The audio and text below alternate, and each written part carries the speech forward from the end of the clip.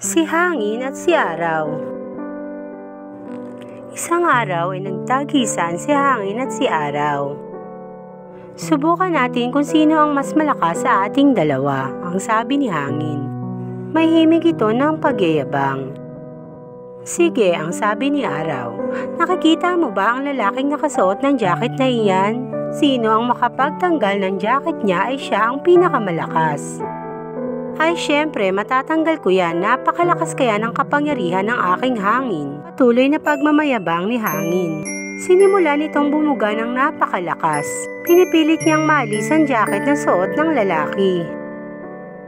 Paulit-ulit niyang sinubukan iyon. Subalit tila lalo lang nitong kinakapitan ng kanyang jacket na tila wari ito'y giniginaw. Hanggang sa mapagod na si hangin. O paano, ako naman ang magtatanggal ng kanyang jacket, ang sabi ng Haring Araw. Sinimula ni Haring Araw na pasikatin ang kanyang liwanag na nagdudulot ng sobrang init. Maya-maya ang lalaki ay naghubad ng kanyang jacket, pawis na pawis ito. O paano ba yan? Tinanggal na niya ang kanyang jacket. Ang ibig sabihin nito ay mas malakas talaga ako sa iyo. Ang pagyayabang ni Araw. Ang aral ng kwento. Lahat tayo ay may kanya-kanyang kapangyarihan, lalo na ang kalikasan. At ang mga ito ay hindi masusukatan.